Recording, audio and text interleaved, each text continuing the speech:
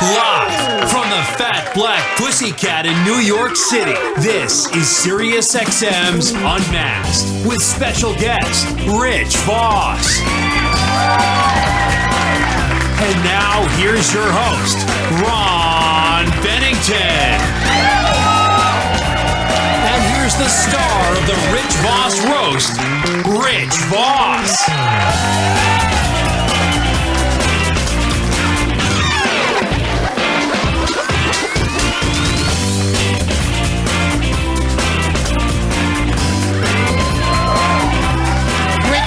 Everybody, Rich Vos. Wow, this is amazing. Yes. This is amazing. I've never got that big of an applause anywhere. Well, we do this for people at the end of their life. That's right. We wanted to have your funeral while you were still here. If you did it for the end of my career, we could have done it 3 years ago. This is amazing. Thank you for coming out during the big storm. Thank you. Yeah, that's amazing. Well, right off the bat, we wanted to talk to you about a post-Castro Cuba. And I was pointing out to the radio audience, you were dressed like you should be playing dominoes somewhere. That's what I'm working now at OTB. So I got this shirt at a thrift store for $15. A little Jewy, but listen, I love these guayaberas. If there's any Latin people, you agree. You're wearing hot pants, but anyhow. Oh, you're doing crowd work during the interview. Good. Well, he talked to me. Once they talk to me, I have to answer them. Well, right away we'll jump into your roast that's available now, right? Thank you. At VosRoast.com. Yeah. So that roast, when you put it together, any idea that it was going to become that kind of an iconic night? Because it really is. Thank you. Bonnie, for my birthday a couple years ago, she threw a big surprise party. And, she loves planning and doing these things. I mean, she's an ass in other ways, but when it comes to parties. Yeah. So she said, what do you want to do for your birthday? I said, I don't know, let's do a roast, right? And then all of a sudden, she put this into whatever the word is to get it going. Right. Gear is what you're looking for? Okay, there we go. I'm going to need you for a lot of this. Hey, Rich, look at hot pants over there. You know what I mean? Who is this guy? So she put in the gear, and everything, she got the caterers, a cake, for after the big party after it. She said, who would you like on the dais? The only person that wasn't on the dais that I would have loved would have been Keith. And the reason why he was so close to his stroke, or? Well, no, Keith. Well, because this roast was some of my best friends in the business. Mm-hmm. Opie didn't show up, but still, we're editing that. It's.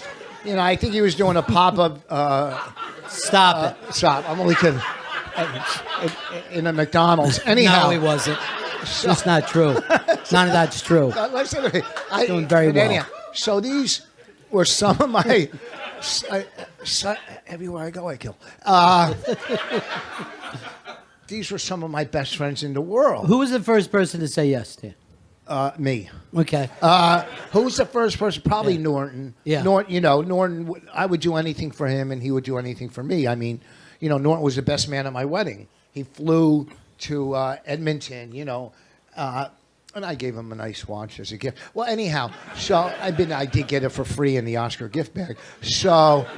By the way, just let me wipe a tear away, because I had no idea this was going to be this sentimental. It's really beautiful to hear you. Two seats are open. So she, started contacting, I guess, Norton, and then it all fell into place, with the dais. Right. Keith said yes, but then, he didn't feel comfortable doing a roast. He had a stroke and everything. And he, I guess, and plus Keith did a roast. We did a Patrice roast years ago, and Keith kind of had a little bit of a tough time. he walked in and tried to ad-lib a roast, which is almost impossible. So I think in the back of his mind, besides the stroke, he bailed. So I needed a minority, so I went to Luis Gomez. You know, This part is true. It's literally true. I needed a minority and somebody anti-female, so we went to Luis, and the dais was all put in place. DeRosa flew in for it. Bobby, was one of the main, and Colin. Bobby, Colin, and Norton, I wanted definitely. I mean, these are some of my best friends in the business. So she put it together, and everything just fell in place. I mean, we also have a producer, this girl, Kate Connor, who helps us with tons of stuff. And, they had posters made, tattoos made. It was just, we did a video of Patrice from the grave. And I guess it's on the extras. It didn't make the roast, but... So why did I spend my $10? But the Patrice from the grave was so... Because we had these tombstones that were bouncing up and down. And we took clips of him trashing me on radio. And it was so funny, but it just wouldn't work in the roast. We couldn't fit it in. And so... Is there any other questions, or am I just fucking rambling? No. I get lost. I made the mistake. I pulled the string. That's me. And my head popped and confetti came out. Oh, Dude, God, I'll just say this. I mean, how many of you guys have already seen the roast already? I got to tell you, it's the funniest roast I've ever seen in my life. And it goes all the way back as far as they've done roast. It's just absolutely insanely hilarious. Well, thank you. And the thing is, this is Murderer's Row of comics. And Bonnie opened it unbelievable. When she said to Norton, when she looked at Norton and said, your radio show is so bad, I'd rather listen to my daughter drowning. It kind of set the tone. Yes, it did. And the thing is, it was, when you're doing a roast, like when these guys are coming at you, you don't mind because they're your good friends. You see some of these roasts on TV, and you see some of the people getting roasted. They're getting a little mad because they're going, who is this person to say this about me? They don't know me. Yeah. But none of it bothered me, except one comic said Bonnie slept with some guy, and I'm going, not him too. But, so it doesn't hurt as much. Because As much. Well, no, because they're my friends, and we do this anyhow sitting around. So if it was a bunch of comics that I wasn't friends with, or some, like open micers or you know what I mean? But when it's coming from like a Colin or a Bobby or a Norton or Judy, it doesn't hurt as much. And you're going, it's going to be good material because they know the person before them is going to kill. They know it, Well, I talked to Florentine about it, who was absolutely hilarious in the show. It might be the funniest thing I've ever seen him do. And he's, no, seriously, he's an amazing comic. And he said, I mean, everybody was just teeing off on him because, God forbid, his wife slept with someone else. And it was just one joke after another. And I asked him about it. And he goes, all he was thinking about was his set. He was like, nothing mattered to me. I would have only felt bad if my set didn't go well. And he gets a standing ovation in the middle of a roast. He's amazing. Well, when he was on, Colin was up next. Yeah. And I'm sitting next to Colin, and Colin leans over and goes, what am I going to do? And Colin is ready for anything. He's so good. He's such a professional. And he was thinking, oh, my God, how am I going to follow this? And he went up and had no problem. But Florentine, you're right. I've never seen him do that well. I don't know if I've ever seen anyone do that well. No, in a roast. It was unbelievable. You could have been at the Florentine hour special featuring Florentine with nothing but Florentine's family, and he still wouldn't have done as well. It could have been Florentine and his kid in the audience. And now, I've seen him put together the special he was releasing, and it's about that marriage, and it's brutal and it's hilarious, man. Well, Florentine's been through some tough shit with relationships, from his first girlfriend You know, and then his wife left him, you know, for a younger guy, and it was left him for like a young cop. So I'm just going to say that this isn't his Unmasked. no, I don't think we feel too comfortable talking about this. Oh, well, I was going to do a line from the roast. That All right, go ahead and do it. And, you know, they were trashing him about his wife, you know, banging some young cop. And then one of the roasters talked about my house when it caught on fire and said the firefighters were late because they were all out there fucking Florentine's wife. And it was so funny. I got up I go, I'm going to end my career. I did a roast once. It was the Donald Trump roast at the Friars Club. And it's when the Friars broke away from Comedy Central. It was at the Hilton. There was 2,000 people. Every club owner from New York, agent, manager, anybody meant anything. Opie and Anthony were up in the audience with Norton, Bonnie, when I was dating her, my father, mother. So anybody in New York that meant anything was at this roast. Now, the first guy goes up, this guy, Stewie Stone, and kills like I've never seen anybody kill in a roast. I go, I'm going to end my career. Then Susie Essman goes up and destroys. I mean, she's really funny. She's from Curb, Susie Essman. And I go, I have to sneak off this dais because there's no way I could possibly follow this. And I'm just going to embarrass myself in front of everybody. And then Belzer went up, and I had no problem going on after him. You know, I mean, I couldn't keep up with him in acting, but he went up. And I remember it was Regis Philbin was the roast master. And it was a month after Dangerfield died, 1 month. And I walked up and I said, a big hand for Regis. I go, originally they asked Rodney to MC this, but he said, I'd rather be dead, right? It was a month, silence. 2,000 people staring at me, right? I said, don't fuck with me, I'll bring Belzer back. So the pressure, the pressure's there. So when this roast, I'm sitting there and I'm watching people slaughter. I mean, slaughter. And I go, how am I going to follow this? I mean, I am a genius and I've been around, you know. And I got up and, I mean, I had a couple good lines. Anthony, I said, you're a great broadcaster. I mean, you put broads in casts. And then Judy Gold, I said, I loved you on the subway platform in Ghost. So I was doing okay, but I was still nervous. I'm very nervous. Then Anthony tried to heckle me from the audience. Okay? I don't know what, maybe he was on his 8th drink. I have no idea. And I kind of buried him, but it put me in the comedy club mode. Like, this is what I'm used to, you know, fucking fighting with people in the crowd. Not, you know, I don't go on stage and go, let's get them. But if it happens, then I'm prepared. So when Anthony did that, and Anthony and I are good friends, so you could feel that there was no hatred whatsoever. He said, I hate your hat. And I wish I would have said, why does it remind you of a black lady in Times Square? But, I mean, I said something else.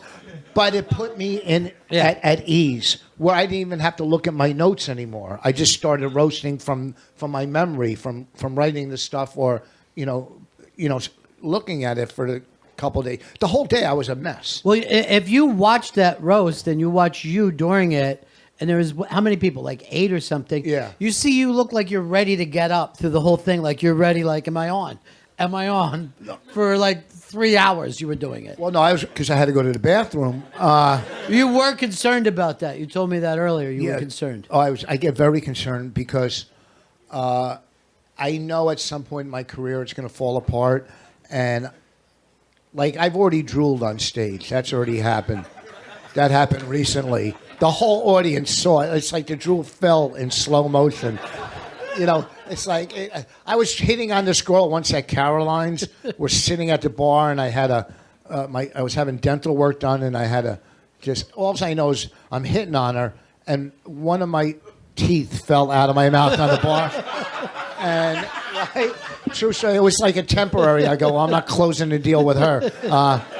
It's literally like a nightmare like an actual nightmare that people have. Yes. Like, well, you never think your tooth is going to fall out when you're trying to close a deal. And, I could see a little drool every now and then. I'm getting older, and I always have, a very wet mouth with a lot of, with the Nicorette gum.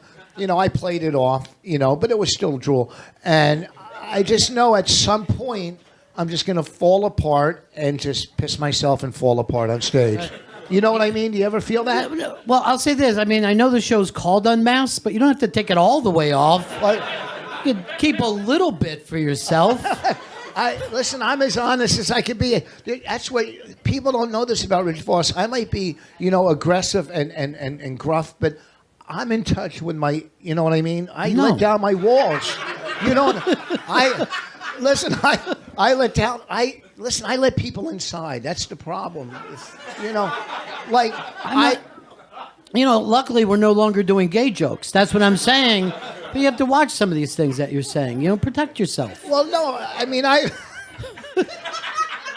look, what I'm saying is, through the years on radio where we've told so many true stories and just let our mask, take our mask, what is it? Let your mask down or put your, whatever. I have no idea. Take it off. That you feel comfortable, because that audience tonight at the roast were a lot of radio, besides comics, there were a lot of radio fans there, obviously because you saw their parents dropping them off out front.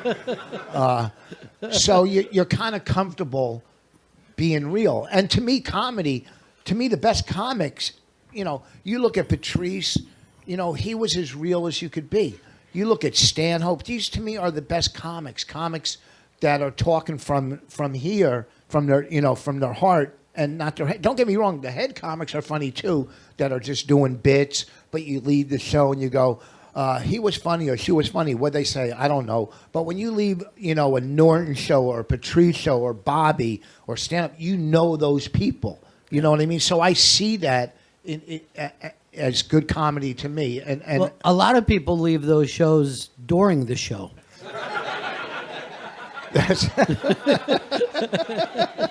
I've never really asked you about how you started or quite frankly, why you started.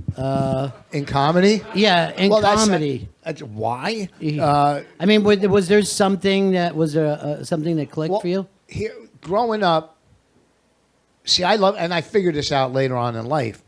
I used to come home from school, I guess in 4th grade, and I would listen to this comedy album every day. It was this guy, Von Meter.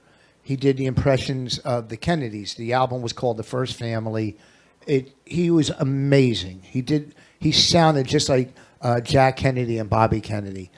And I would listen every day. His career was done after they got assassinated.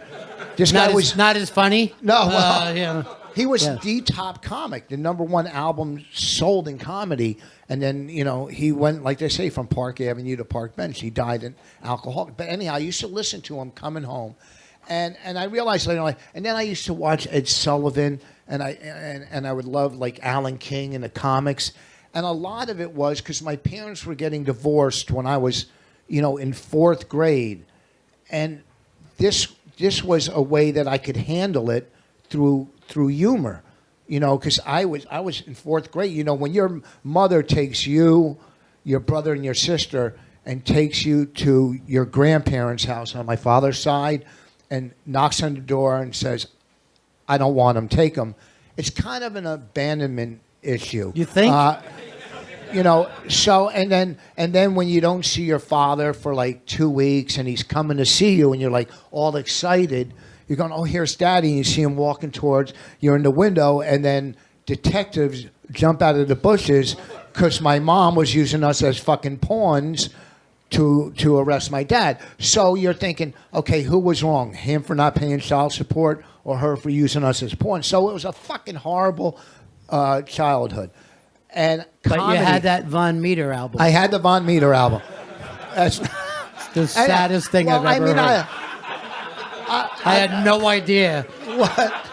of any of this. Well, but here's Yeah. the thing. So, comedy help with the pain that you're dealing with as a child. Look, back then, this was years ago. They didn't have self-help. They didn't have Dr. Phil. Parents just fucking got divorced and were very self-centered or did whatever they had to do. Kids were just fucking pawns. Like when I got divorced with my first wife, I did the exact opposite than my parents, and I raised my kids grew up to be good kids, just from the attention and affection. So, the divorce. Then, as you get older, you're going, well, I'm not getting this attention at home, so you're doing everything for negative attention. You see what I'm saying? You're negative. You're doing whatever, breaking windows at the school, stealing, and then you progress into drugs, and I'm going, I've had all kinds of businesses that did really well, but I fucked them up because I, did coke, and I wasn't even smoking it then. That was a whole nother level. And then I said, my whole life I loved comedy, so I said I have to do this. So there was an open mic. They used to have it at Catch a Rising Star where you would take a number and stand outside, and if they pick, you go on stage. And I put all these. I saw this comic, Lenny Schultz. Remember Lenny? Yeah, more chickens or whatever. More pigs. More pigs. Yeah. And he was a prop comic, and I thought he was the funniest man alive. So I said, oh, that's easy. So I went to Toys R Us and bought a bunch of shit. I did. I bought a bunch of shit at Toys R Us. I go, well, if he could do it, I could do it. And I remember this one bit, these doll arms. I took this doll, and the doll arms were about, like a foot long. Yeah. And I cut them off, and I would put my arms in my shirt, and I would hold the arms, and I'd walk out with like little hands sticking out. And I go, let's have a big hand for the last act, right? It was so fucking hacky. And I had all these props, right? But it was horrible. I did a racial thing, and I made a girl from my town cry, and it was really, it was horrible. And I don't know if I could say this because it might come back to haunt me. I took an old sweat sock and said it was a black person's Christmas stocking. And I pulled out stuff that were very. Well, what I'm saying is, but this is way back. This is before Before what? Huh? Before what? You couldn't be a racist?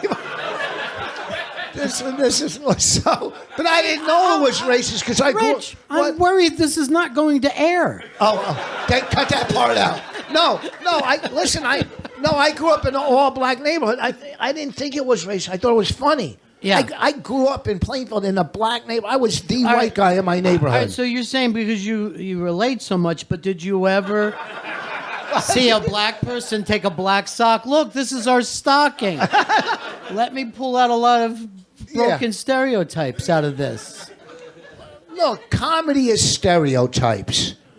And back then, there's a lot of stereotypes in comedy. I just want to say to the young people, no, it's not. Yes. I know you're listening right now. Well, it was. Yeah, okay. It was a lot of stereotypes. Look, I mean, whatever. I didn't have a racist bone in my body. I just tried to be funny throughout my whole life. In school, in 4th grade, I was the second funniest guy. Dennis was the first, but he ended up in jail. Yeah. You know why I feel so bad? I feel so bad I didn't get Dennis for this. That's what really been so killing. Funny.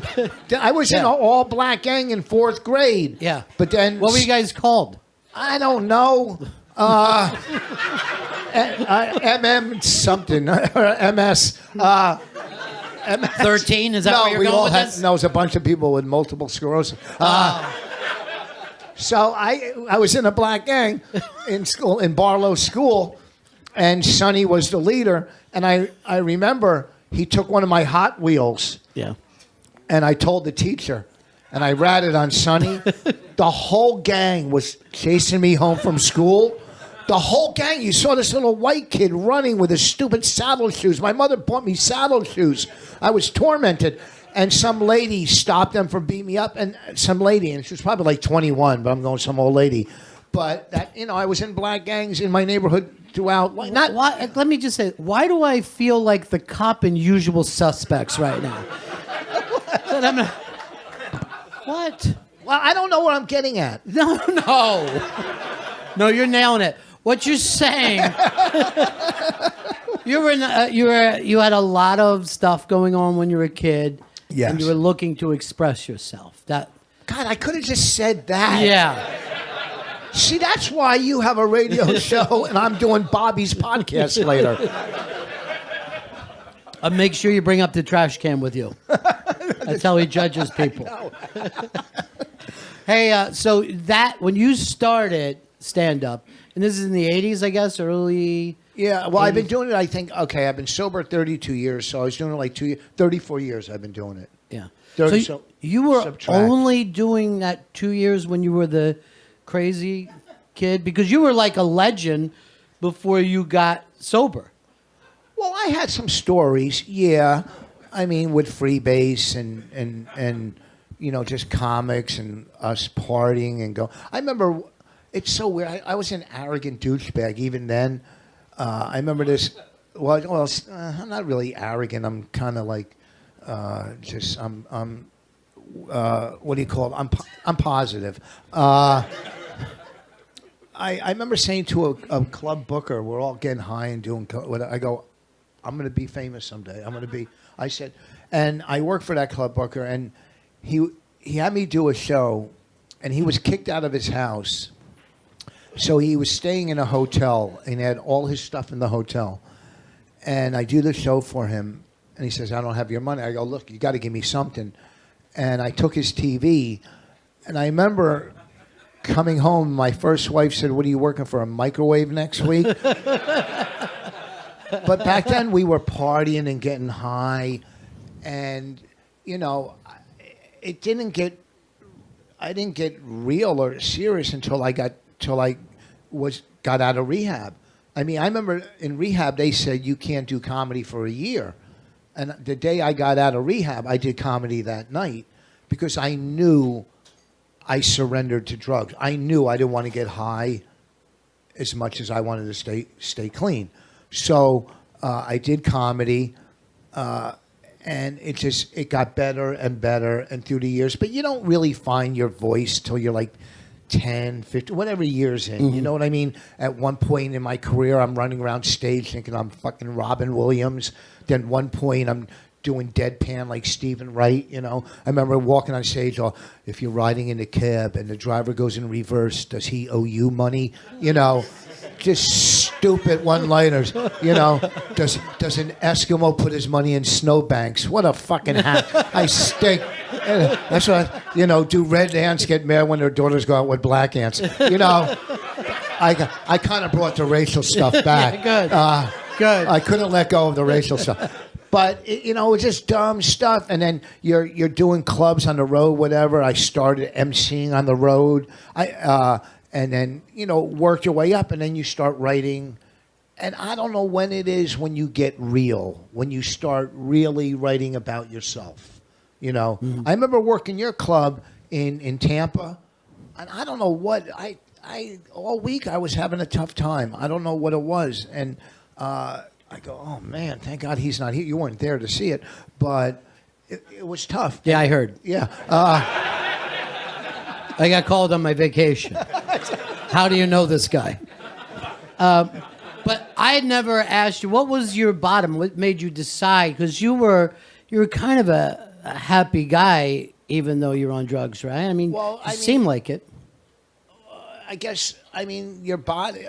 when you go from partying, mm-hmm. Drinking, getting high, snorting coke, once I started smoking Freebase and crack, it's a whole nother level.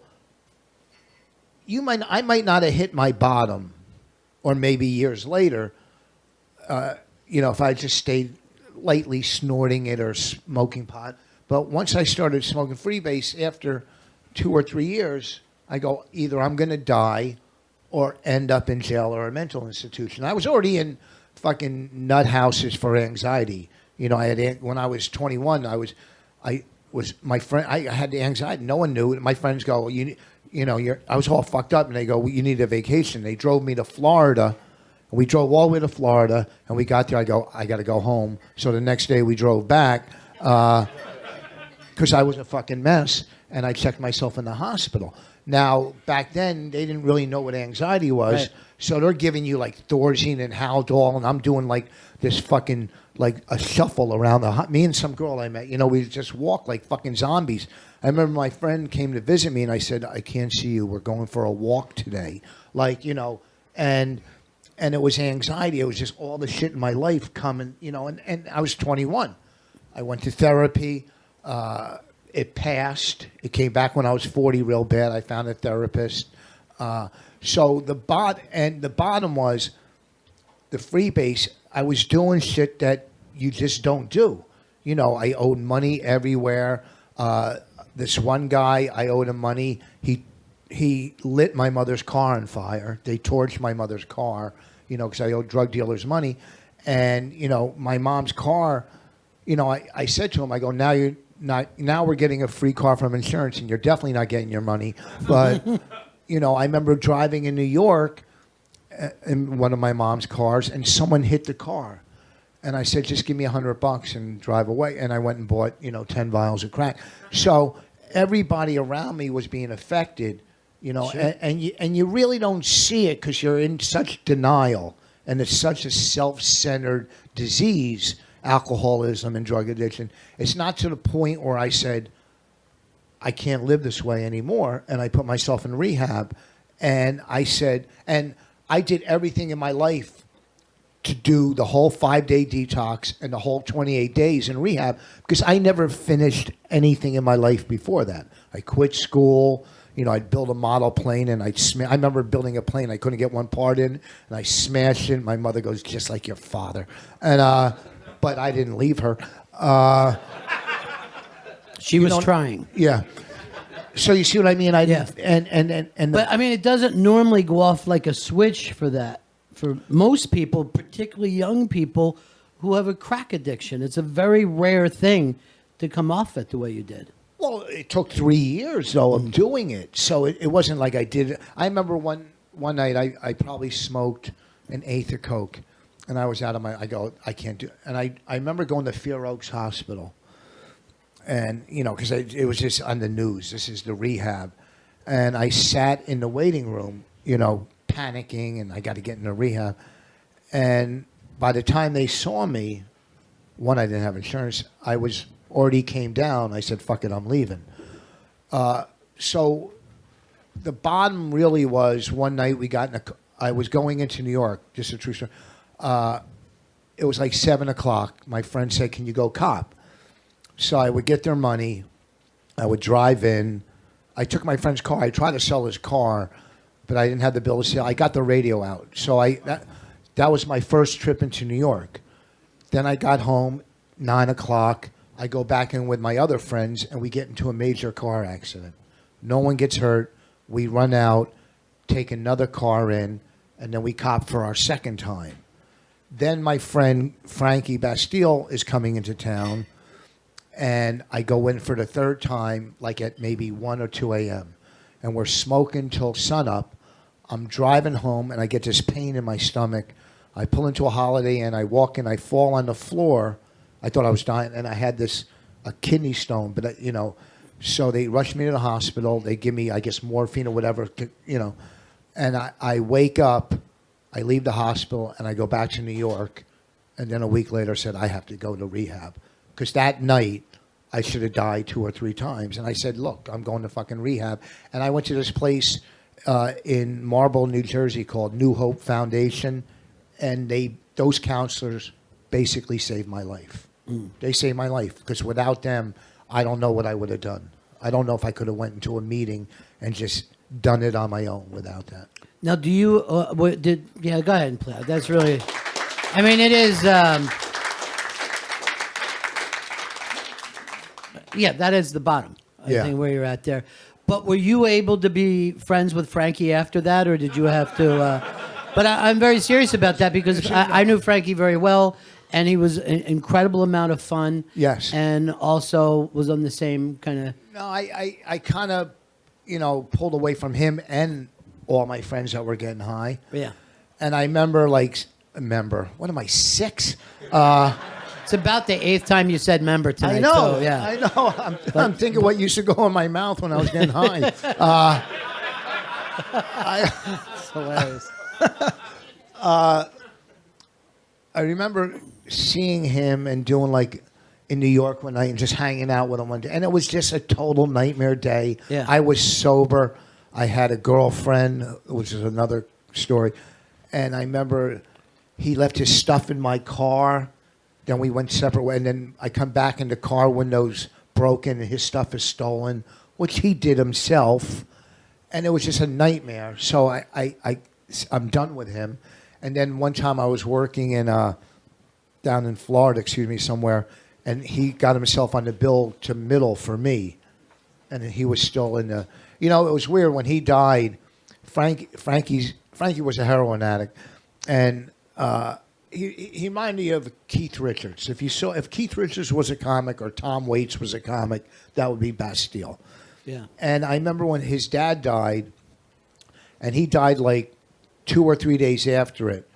So they cremated him and put his ashes in a urn and put the urn in his father's coffin to kill 2 birds with 1 stone. Mm-hmm. So he was buried in his, now he's fucking haunting his father in the afterlife. A lot of these stories don't mean anything to you, but there's people out there listening going, yeah, sure. We know him. And just for them, I'll let them know that it's urn, not urn. Oh. Yeah, because I don't want any young junkies going, and you still? I have trouble with E's. Yeah. Yeah. Is that how it's spelled with an No, E? no. There's no E in there. Is it spelled with a U? U-R-N? U-R-N, it's a different urn. Yeah, but U-R-N would sound like a yearn, more like an urn. Urn would be E-A-R-N. Well, yeah, if this was a spelling bee, Rich. Okay. And by the way, in the middle of just this heart-crushing story, it's still hilarious. Now, the special you shot is actually at an NA meeting, right? NA convention. I shot an hour special at an NA convention. Now, you know what the A stands for, right? Well, okay. Just sweeping camera shots. No. Okay. Can I tell you something really? Oh, fuck. Oh, look who comes prepared. It's URN. Yeah. So, yeah. We're not going to show the audience. No. 2, no one's ever shot a special at a convention. Everything's been done everywhere. Yeah. And I could do material that I really wouldn't do in a club. And it was so great. I'm doing it in a 12-step convention. It's the best audience on the planet. One, they're not drunk. There's no waitress or waiter bringing drinks, and there's no one all fucked up heckle. They're the best audience if you've ever worked a convention. So I'm on stage, and my backdrop is cool. It looks like a fucking. It looks like a 12-step meeting. I had the coffee pot, the signs, the donuts, and the chairs set up with books. It really looks fucking cool. So I'm on stage for a few minutes. And they said, sit down, do it sitting down. Bonnie looked at it and thought I was in a fucking wheelchair. So she goes, why didn't you stand? I go, they told me to sit. So there was a lady to the left of me, this black lady, probably the best audience member ever. You know what I mean? When they're just so great, laughing and agreeing. And I go, you are the best person on the planet. And then there was a lady right in the front row, right in the front, that wouldn't smile. She was probably didn't smile no matter what. And I did a couple of jokes. I go, ma'am, this is all, and she's not smiling. Then I did another joke, killed, nothing from. I go, look, lady, this is it. This is my last shot. I cannot have you sitting up front, bringing me the fuck down like this. So I sent her to the back of the room, and I put the black lady in the front row. I did. I moved her and I moved this one over, and then it was perfect. Were you worried that the woman might have only been 5 day clean, going through some shit? And... No, it was about me. I don't give a fuck. This was my special. Yeah. It wasn't her special. Good. Now I know that you get the program. Yes, That's fantastic. No, I told, look, this is a comedy show. This isn't a fucking meeting. I said, look, if anybody has a problem with this shit, call your fucking sponsor, all right? If you're gonna go out and get high, you were gonna do that anyhow. There's nothing I could say that's gonna make you fucking drink or get high. That's on you. When I tell people, I go, look, if you want help, all you have to do is call me. That's all you have to do. Yeah, I could tell by what you just said there. Just smile and laugh when you call. Just be good. So doing that, was that like a great kind of... I mean, you're talking about finding that place that's real, and here you are really exposing yourself in that special. It was so fucking much fun, and it was great, because, like I said, because there's nothing you could say to a room full of recovering addicts that they haven't heard or done. You know what I mean? So when I'm up there telling stories, how, I used to go to garage sales in my town and buy old sets of golf clubs, for like $5, just like old beat up golf clubs. And I would go to drug dealers. I go, give me $1,000 on credit and I'll leave you my golf clubs as collateral, right? And then, there's like 7 drug dealers in my hometown that all have garage sale golf clubs. That's what, It's oddly genius. That's the weird thing about it. I did it all the time. Yeah. Just people always sold old golf, and they're going, oh, that scam. Listen to this one. You know what I mean? So when you're connecting, the best thing in comedy is when the audience is when your introduction is just your name, because they're coming to see you. After the last comic, we were doing theaters and selling out, and people were coming. They knew who I was. I just didn't hold on to that audience because, on NBC, you can't talk about hot loads landing on a back. So when you're on stage and these people are going, whoa, that's not the guy we saw on last comic. I go, you know what I mean? Do a little research. So you felt like they were there to see clean comedy. Well, they were there they were a reality audience, a reality show audience. When we did Tough Crowd, that was a comedy audience. If that show would have lasted 2 more years, you know what I mean? If people, could just understand that stuttering, yammering fuck Colin, and that show would have lasted a couple more years, things would have went great. I mean, it's weird now if you turn on MSNBC or Fox or CNN, it looks like Tough Crowd. It's just people lighting each other. It's just not funny the way, but everything else is done the same way. Well, yeah, it's broken into the 4 panels or whatever, and they're all just yelling. But Tough Crowd was like, it goes right back to the roast. These were the people that did Tough Crowd, and this was our connection when we were on Tough Crowd. Right. Norton or Keith, but nobody was as fast as Geraldo. I mean, just a brilliant, funny comic. On every roast on Comedy Central, I always put him first because they knew how good he was. So that's what Tough Crowd was. It wasn't like doing TV. It was great. It was in New York. You'd leave home, hey, I'm going to go do Tough Crowd, be on TV, food, craft service, and then just hang in New York and do a spot. It was the best show. But there was also some hurt feelings on that show too, right? People would get stung a little bit. Well, yeah, I think some people. I'll tell you the truth. I was on with Patrice, and Dad Fan was on, and that's when he won last comic. And me and Patrice mainly Patrice, beat him down really bad, and I'm not just saying this to make me look like a good person, because I'm not. No one's going to think that. I remember, I wrote on Facebook and I apologized. I said, listen, we were assholes. This was years ago, and I'm sorry. I wish I never did this, and I hope you accept my apology, you fucking hack. I didn't say that. But did you hear back from him, or? Yeah, he wrote back. Yeah, because you do things, in life, and then you look back.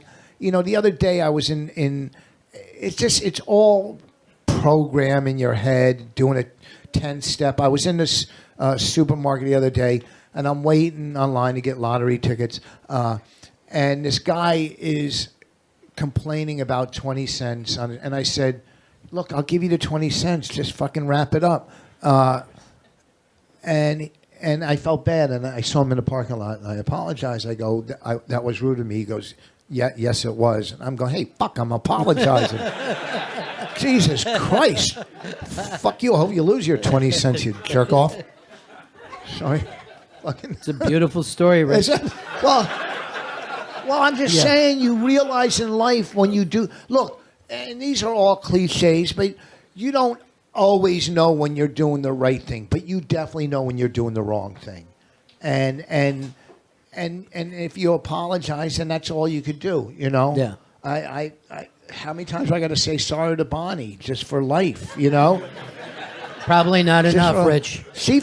I'm surprised she doesn't put a fucking altar at the end of the bed, because she gives me a lecture every night on what a bad human being I am. Every night I get a fucking lecture.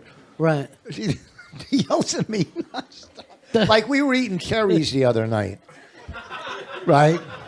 We're eating cherries. And I don't like the soft ones. I like them a little harder. You know what I mean? So, yeah, thank you. So I pick them up. I pick one up, and and I put it back in the thing.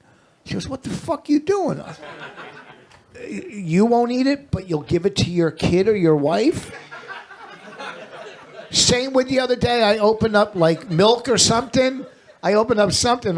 Mustard. It was mustard. And I go, because I always listen to hear the crack, or when I buy potato chips. When I buy potato chips, I squeeze both ends of the bag, because if you hear like a that means, somebody shot it with something, or, can't, so I squeeze, what? I just want to just take a second. What? Shouldn't the crack paranoia have left you by now? No. Listen, you squeeze your Snickers bar, because you don't know if there's some disgruntled Snickers employee that wasn't fucking, promoted to Babe Ruth, and he wants to take it out on the Snickers community. So I fucking... Baby Ruth would be the It's a step job. up. It's a whole nother level. People know Babe Ruth. They don't know there was no Snicker home run fucking king. So what I'm fucking saying is... Just be careful the way you say Snicker. Okay. Really trying to stay on the air. So you still have the same kind of obsessions. Oh, yeah. So the mustard the other day, I go, this seems like it was opened. Yeah. And I go, and I put it back in the refrigerator. She goes, oh, you believe you could die from it, but you'll still put it back in the refrigerator? So your wife and child? I go, well, you guys don't think you're going to die from it. I do. You see what I'm saying? I'm telling you right now, I'm only trying to figure Bonnie out. What is she doing? I know, I'm not good. Look, I'm on Amazon. I just bought whatever. I just try to look out for my family. I just bought 40s. Yes, I do. 40s little sonic things that you plug in that for noise to get rid of the flies and the mice. You're looking out for your family. I put together 5 survival packs for my family. Yeah. I have 2 in the car. I got survival packs. What's in the survival pack? Everything you can imagine to live. Oh, you name it, I got it. Yeah. Machetes, little fishing poles. I got stuff you can put in water to sterilize it. I got just so you know, you live in North Jersey. I mean, if you lived in Montana, this might be an idea. Listen, you don't know when you're driving home from a fucking gig and whatever, an earthquake, something, I don't know, and you got to live on the side of the road for a couple, whatever. I got 2 in my car and 3 at home. And Are you thinking that your life is going to turn into an action film out of nowhere? No, it all started when I started watching Naked and Afraid. That's when it started. Yeah. By the way, we all have seen it. None of us have run out and did this. So it's a TV show. These people signed up for this. Yeah, but listen, look, you never know. You just got to be prepared. You know, on Naked and Afraid, they're allowed to bring one thing from home. Yeah. Why don't they bring an RV? Oh, he threw in one of his bits, folks. No. He slipped it in like a Yes, plug. go ahead. Oh, God, do I stink. As long as this is better than Tom Papa's. What? I'm only kidding. He's here tonight downstairs. Can I tell you something, Rich? What? You don't have a worry in the world. Okay. No.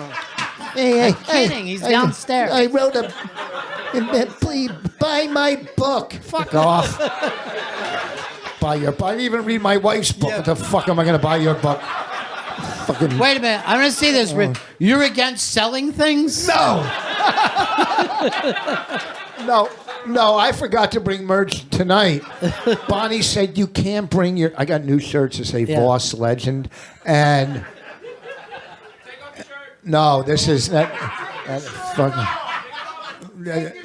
No, that my wife will leave me if I do that again. I have an ultimatum. Fucking Yearn is with a U? It's so...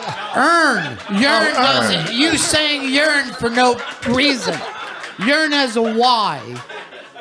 You know, like if you meant to say yearn, you were saying it correctly. This is an earn. But no one ever calls it a yearn. Not in the history. Not even... Not in recorded history. Okay. That All right, mistake has never played. You live and learn. See, that a lot of people Did you come just on say this... live and yearn? Live and learn.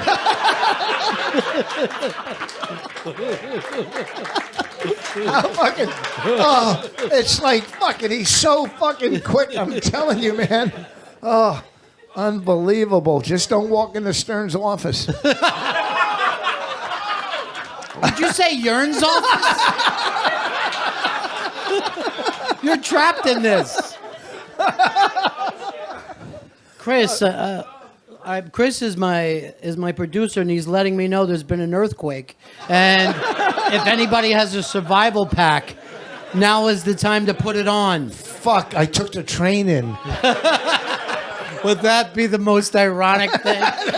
My car's at the train station. I mean, you got to see the shit. Bobby thinks his survival stuff is better than mine, but I don't know.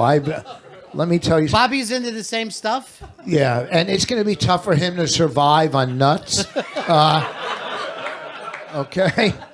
All right. By the way, going back to your roast, he is so funny in this roast and so ridiculously physically funny. The shit that he's oddly doing with a water bottle, some of the funniest shit I've ever seen in my life. Well, you know what it reminded me of? Because, like, you know, I talked about this with Bonnie the other day, and we wanted, it's like the old school roast.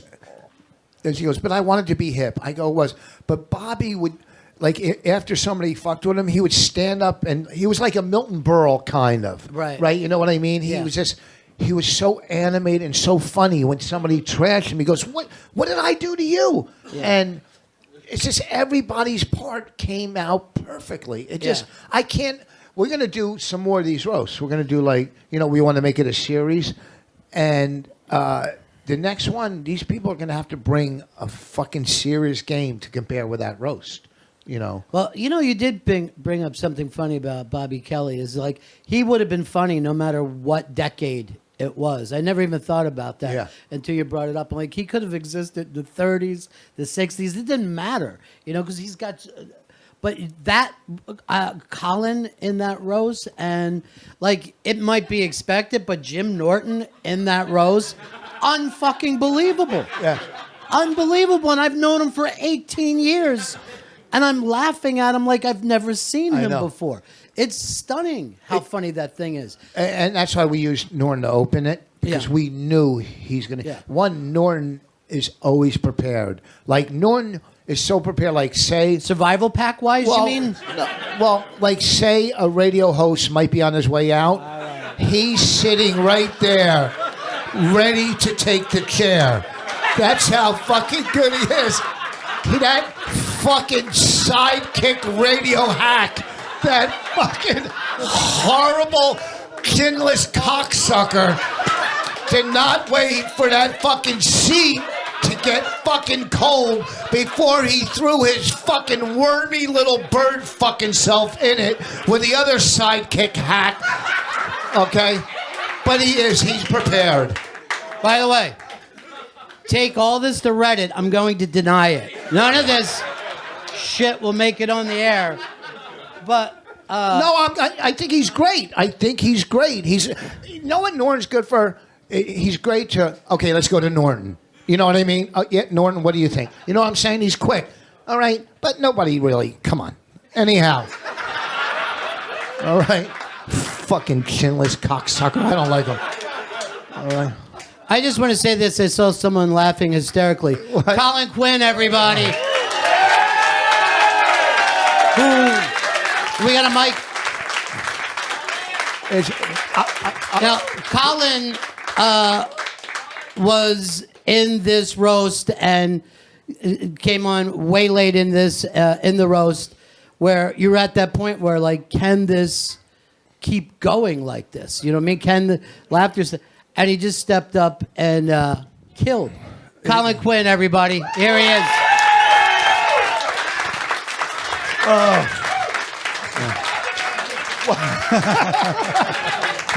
Where do you want me to stand? What's your new one-man show? Messenger?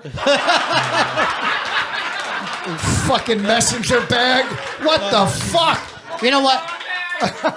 Sorry. Yeah. What's yours, Scarface's father?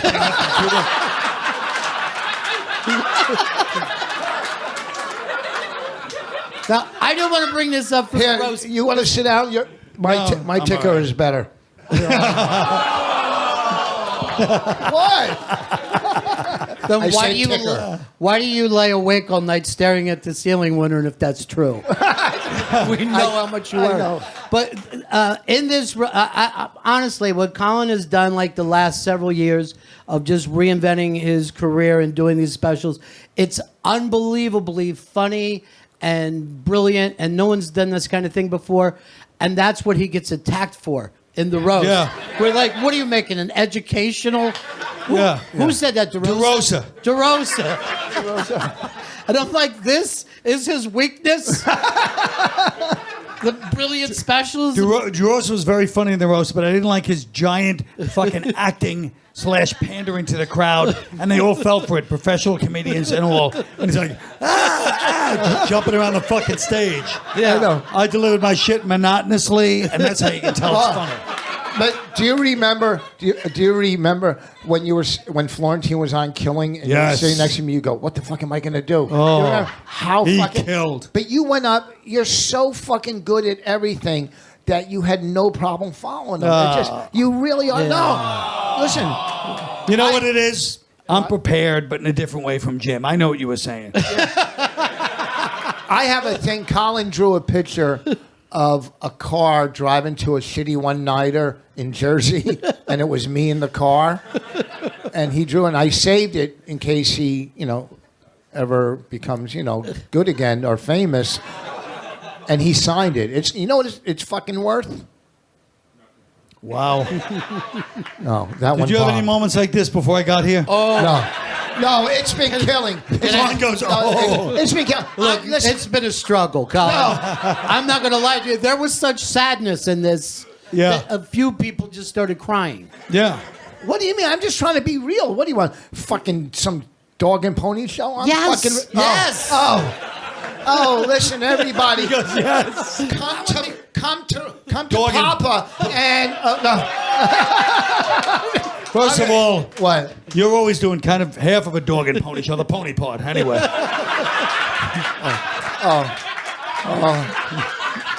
Really? Oh shit!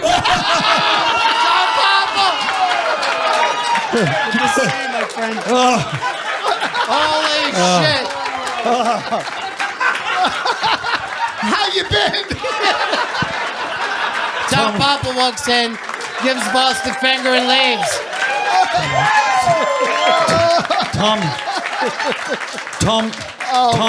Tom looks like the guy who tried to suffocate Meyer Lansky in Cuba. Oh, who's next? Norton's gonna slide under the door. Is Opie anywhere picking his nose? What the fuck? Wait. That's why he's the king. Yeah. He is. Oh, you know, Tom's got to know that I'm serious. Yeah. No, that I'm He had a only little bit- kidding. Yeah, he Oh, definitely fuck. knows that you're serious. Oh, fuck. Yeah, it's always important, like you say, every day you want to make at least one enemy. That's what you want to do. Well, I want to say this because we got to wrap this up. We're at the point, but I've done a lot of these, Rich Vos, and no one else has ever needed help. So, Colin Quinn, Tom Papa, and Rich Vos, everybody. That was amazing.